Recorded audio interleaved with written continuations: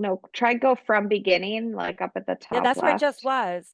You guys have my slides. Nada, do you want to just do Or run them? if you Yeah. go down, do you see where it's like says 75% at the very, very bottom? Yes. There's a button to the left of the minus sign. Yeah, It that says one. Click right slideshow. Okay. there. Yeah, there you go. That's good. Mm, no, strangely, that's usually how I present. Oh, yeah, there you go. Okay. This is still like the presenter view, Dr. Miller. I can try to pull it up on my end. I mean, yes, I'm fine with the presenter view. I mean, there's nothing, but you can try if you want to, just for time. Sure. I'll start talking while you Yeah, pull it start up. talking. Okay, fine. Sounds good. I can multitask. It's so good to see folks that I maybe haven't seen recently and here. So hi to old friends. So yeah, I transitioned about 6 months ago to work at the Wisconsin Department of Corrections. And lucky to be part of a team that is working initially now on continuing individuals who come in on MOUD into facilities, and I think it's um, and so we piloted it in Milwaukee, and then we've expanded to the women's system, and working within the next few weeks of training the men's system and expanding sometime at the end of this year in December to throughout the men's system. So, what our process is for continuation is when people come in on buprenorphine, they can stay on the strips. It's actually crushed tablets. Diversion is real and it's a really hot topic within incarcerated um, facilities worldwide, obviously. So, and then we switch people to long-acting injectable buprenorphine. So previously, before I worked at the Department of Corrections, I've worked at UW Health and have a lot of experience working with using Sublocade because that was the only injectable buprenorphine that was available. But in the fall of last year, the Brixadi became FDA approved, and we were able to use that within the Department of Corrections. And so predominantly, I've been using Brixadi, and I'm kind of going to talk through the things that I like about it, and what I've learned from it over the past few months. So next slide. Okay, I have nothing. So this may seem like I'm the drug rep from Brixadi, but I'm not. I have no disclosures. It's just predominantly what I've been using, and I just kind of want to share that with you. It is fully covered by Badger Medicaid in the state of Wisconsin without a prior auth. I'm hoping more and more facilities will be using it.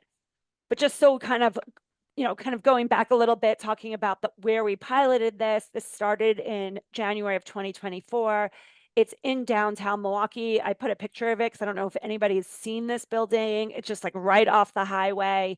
It's a does not look like a prison, and it is a bizarre prison because it has it's multiple floors, 9 floors with an elevator. So kind of just thinking about how people move around, everybody has to come through an elevator, and have to have a security officer associate, walking with them. So it is difficult kind of getting around in this facility. This is a probation and parole facility for the state of Wisconsin. So people are always like coming and going. So it has been an interesting place to also pilot this. So length of stay is unknown. Plus also Milwaukee, as we know, is one of the higher places for um, overdose. So yeah, good question. People do lose. Oh my God, Joe. So people do lose their Badger care if they are incarcerated. We do work on trying to reinstate their Badger care once they get released. And just so you know, like within the Department of Corrections, people do not have insurance. So this is all paid for by the state of Wisconsin. And, we do have some funding from the legislature to help pay for this medication. But it's limited, but luckily we do have some funding right now because we all know that the injectables are expensive. Next slide.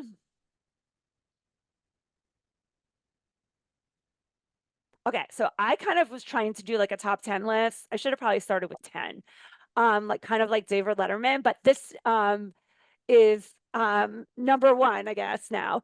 So this is just going to go through some of the things that I've realized about this medication that I've learned over the months. So compared to Sublocade, Brixadi comes with this cute little kit with a retractable syringe. And when you can see in figure 9 that when you do inject it, it's at 90 degrees rather than like the Sublocade is at 45 degrees. And so this is the tip is on the figure number 10, is that there's a much smaller amount of medication in the most, you will see this in the another slide, but it's 0.64 cc's is the highest amount of medication that you're injecting. So it's a lot less than Sublocade. And because it's so small amount, they really want you to make sure you count to 2 seconds. But recently we realized that if you count for longer, for 4 seconds, every little drop of medication gets in under the skin. So that's my tip number 1.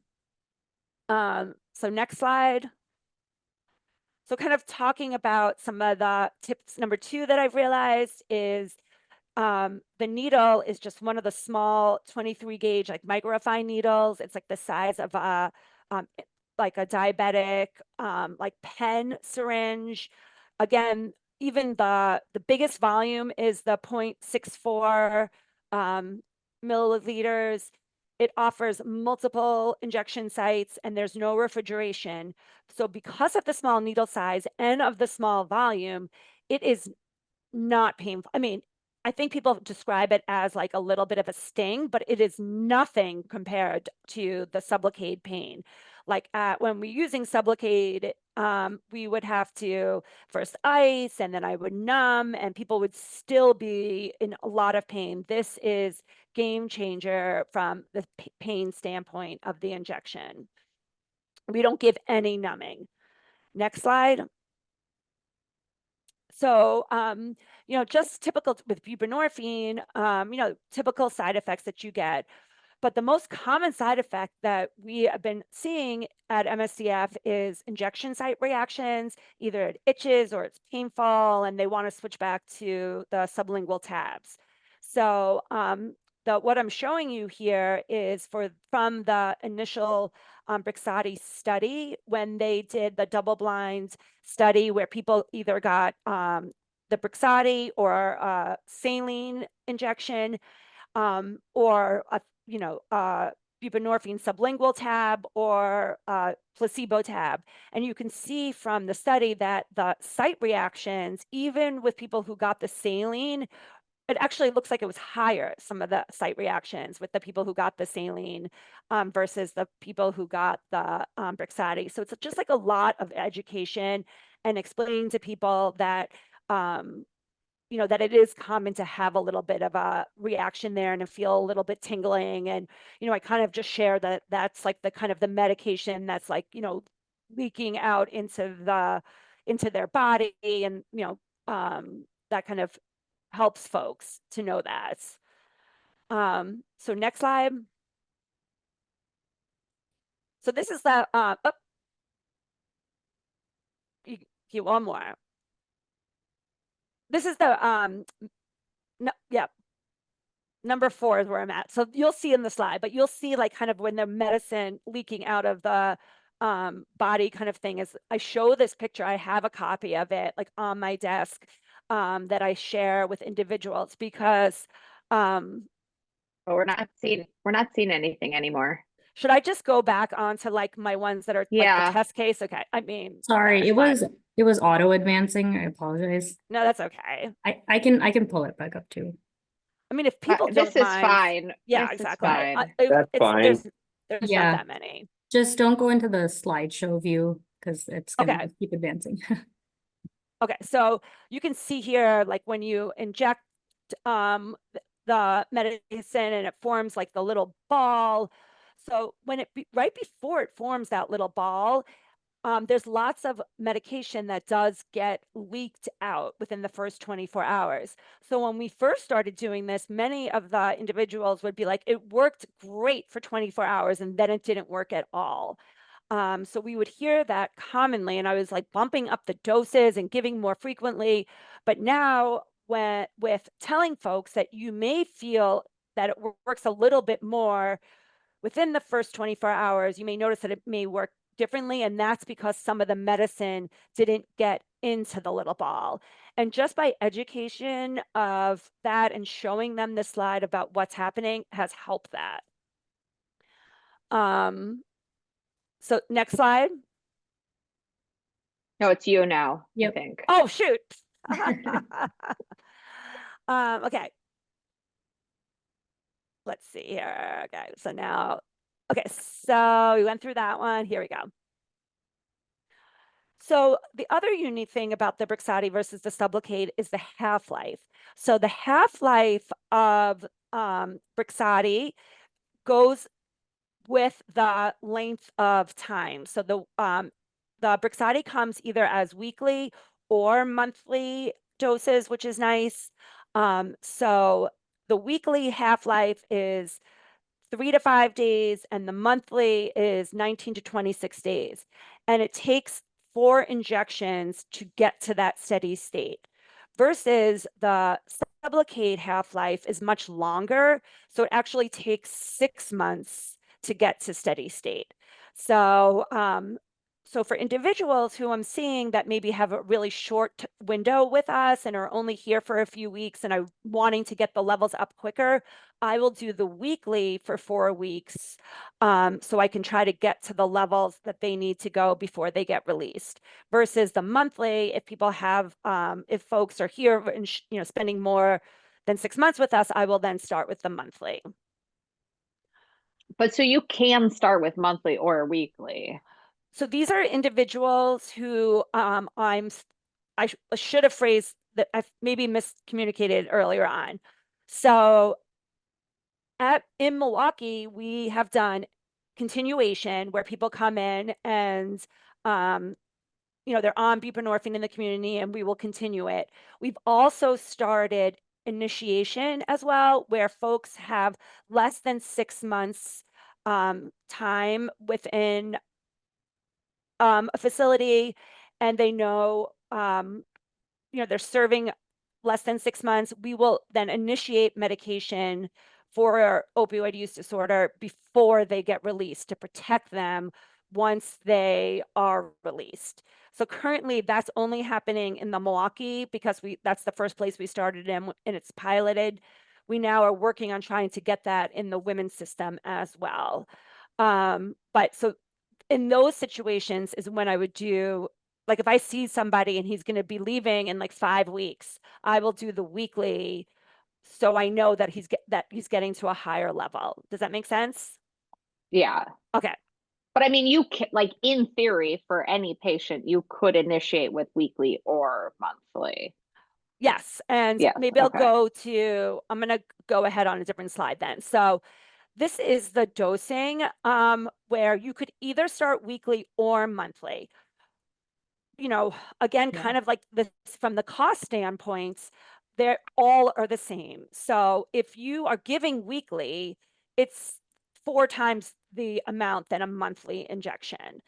So that's just a thought to think about. Like, so, because the Department of Corrections is paying for the injections, it is more cost efficient, to get the monthly as well as, staff, less staff, less frequent visits and all the reasons why you can imagine.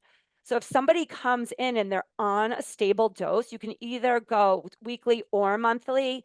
And this is from the Brixadi the instructions, depending on what the dose is. But that's when people are stable.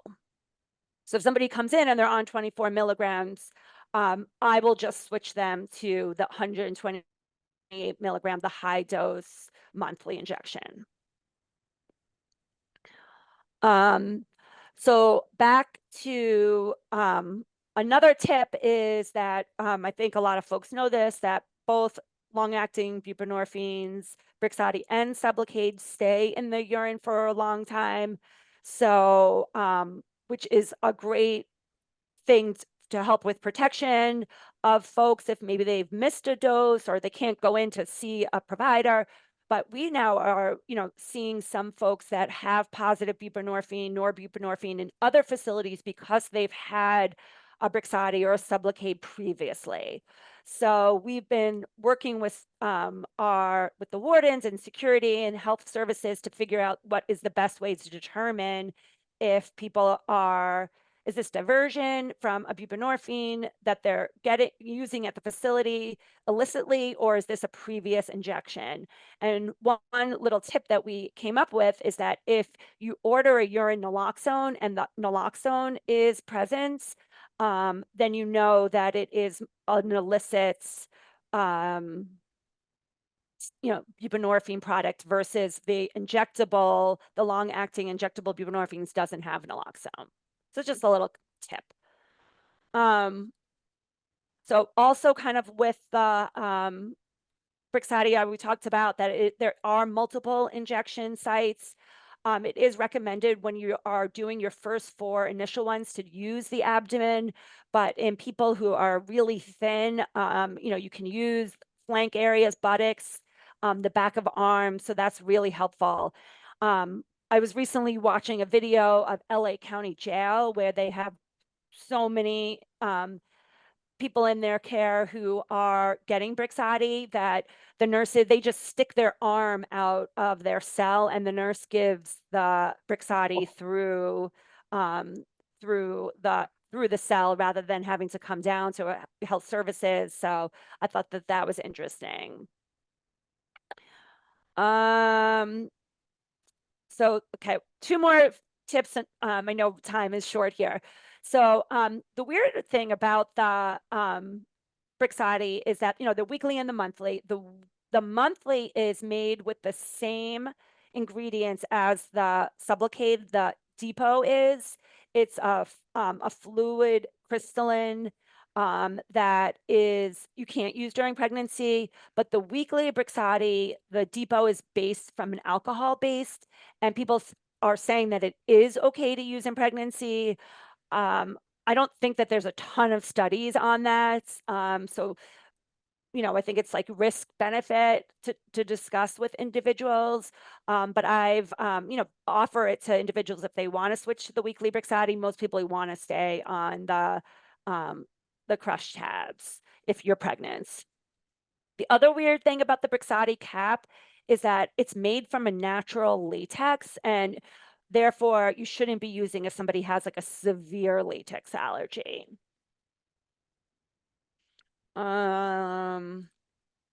So my last thing that I'm just going to talk about is, how that, using this for the past, 10 months at MSDF, we've gotten such great responses from individuals. It improves adherence. It decreased any misuse or diversion. And since when I finished this presentation in October, at that time, we treated 74 people in our care with a long-acting buprenorphine, and there was no diversion and no overdoses in the facility since starting this medication. So that's been a huge success. So yeah, that's it. So some quick tips.